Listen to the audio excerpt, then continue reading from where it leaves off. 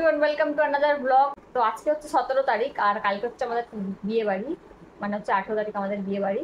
আর আমি হচ্ছে এখন বসে আছি এখানে আইব্রো করবো বলে। আর আমি কি পরবো তার কোনো ঠিক নেই। লেহেঙ্গা কিনে নিয়ে এসেছি, যেটা বোনের লেহেঙ্গা। আর আমারটা কোথায় গেল?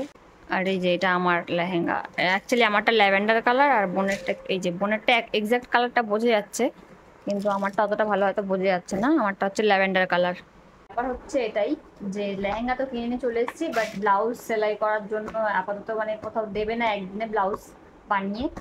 তো ব্লাউজ কি করবো জানি না। ব্লাউজও কিনে নিয়ে এসেছি, মানে রেডিমেড আর কি কিনে এসেছি, বাট এমন কালারের দুজনের লেহেঙ্গা কিনেছি যে ব্লাউজই বুঝতে পারছি না কোনটার সাথে কোনটা ঠিকঠাক লাগবে। বোন ব্লাউজ নিচে হচ্ছে এটার সাথে, এই যে এটা হয়তো দেখে মনে হচ্ছে খুব সুন্দর যাচ্ছে এটার সাথে এটা, বাট পরেছে যখন তখন বুঝতে পারছি না কিরকম লাগছে। আমার ব্লাউজ হচ্ছে এইটা, ব্লাউজটা এত সুন্দর, বাট আমার লেহেঙ্গার সাথে একদমই যাচ্ছে না, মানে কোনো অ্যাঙ্গেল দিয়ে যাচ্ছে না। মানে পরেছি একটু কেমন অড লাগছে। বিছানা পুরোই যে বিছানা সব বের করে রেখে বসে আছি। ওই যে ওই একটা ব্লাউজ আছে, এটার ব্লাউজ আছে, শাড়ি খুঁজে পাচ্ছি না, মানে কি পরো বুঝতে পারছি না। বোন এখানে আমাকে আইব্রো করার জন্য, আর বাইরের ওয়েদার হচ্ছে করবো আমি আমার দিদির আইব্রাও। চলো আইব্রাওটা করে নি আগে। আর থুপে থুপে মানে তো থোপার অভ্যাসটা গেল না। তোমরা আগের ভিডিওতে দেখেছো ওকে মেকআপ থুপছে, আর এখন এটা আমাকে পাউডারটাও থুপছে। থোপার অভ্যাস। আইব্রাউজ করার আগে সবসময় পাউডার নইলে ক্রিম দিয়ে করতে হয়। আগে বললে কেউ তো জানেই না। নাও। আর আমি হচ্ছে বোনের কাছে আইব্রো করি, তার কারণ পার্লারে আমার আইব্রো ঠিকঠাক করতে পারে না, তাই আমার বোনই আমাকে আইব্রো করে দেয়। তখন দেখালাম ওয়েদারটা কিরকম হয়ে আছে, আর এই যে এখন বৃষ্টি শুরু হয়ে গেছে,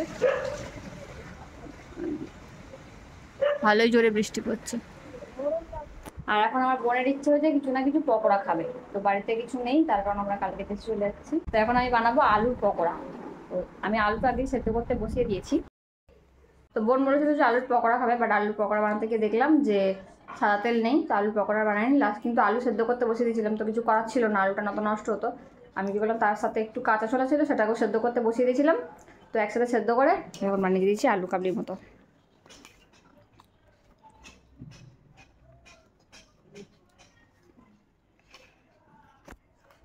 ভালোই হয়েছে, কিন্তু শুধু একটু নুনটা বেশি করে দিয়ে ফেলেছি, আমি বুঝতে পারি। ভালো লাগছে খেতে? তোর নুন বেশি লাগছে? একটু বেশি হয়ে গেছে, বুঝতে পারিনি। চলো খেয়ে নিই আমরা। বের করছে এখন। কি করছিস? ভেতরে কিছু আছে? আসতে ভেঙে দিবি তো তুই। এই ট্রলি ব্যাগটা হচ্ছে নিয়ে আমরা যাবো বিয়ে বাড়িতে। এত জিনিস হয়েছে, তার মানে ভাবো। আমার দুঃখ শেষই হচ্ছে না, জানো, কিছু বুঝতেই পারছি না এখনো পর্যন্ত, সেই নিয়েই বসে আছি কি করবো এখন এই অবস্থা বিছানা। Next day same blog. তো আমি এখানে হয়ে গেছি রেডি, যাওয়ার জন্য রেডি হয়ে গেছি, আর বাবাও রেডি হয়ে গেছে, আর বোন ওখানে হচ্ছে রেডি। আর ওখানে কেউ জানে না যে আমরা যাচ্ছি, মানে আমি যাচ্ছি সেটা জানে, কিন্তু সবাই জানে যে আমি লেটে যাব, কিন্তু মা বাবা বোন সবাই যাচ্ছে সেটা কেউ জানে না। তো ওদের রিয়াকশান দেখা যাবে। তো চলো বেরিয়ে কথা হচ্ছে। বেরিয়ে গেছি আমরা, আর রিক্সাতে উঠে গেছি। আর ট্রেন পাবো কিনা জানি না, কারণ আমরা অলরেডি অনেক লেট হয়ে গেছি। কি হ্যাঁ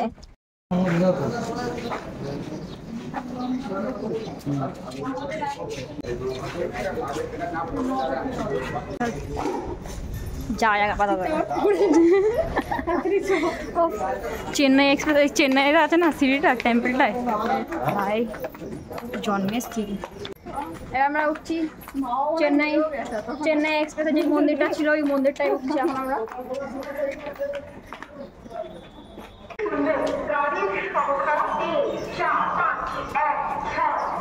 বাবা ওইখানে নামছে।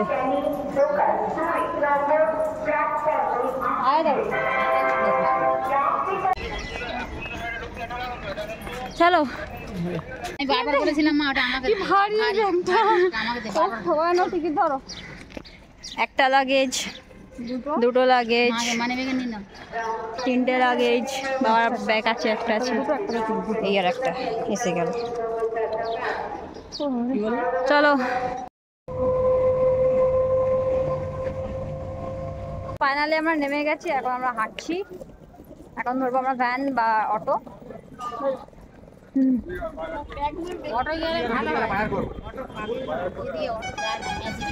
দিদি এমনি নড়তে পারছে না, তার মধ্যে কত বড় একটা ব্যাগ ওকে দিয়ে দিয়েছে বেচারাটাকে।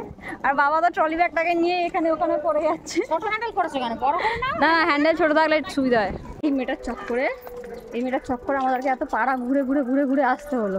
কখন চলে আসতাম, এই পাড়া ঘোরাচ্ছে। রোদে আমরা ঝুলতে কি পাড়া ঘোরাবো না, আমাদের পাড়াটা কেমন সেটা তো দেখাবো না। মানে এসছি একটু ভালো করেনি, রাস্তা থেকে ট্রেন নিয়ে চলে গেল কোন রাস্তায় দোকানে যাওয়ার জন্য, আর আমাদেরকে এখন নিয়ে যাচ্ছে না।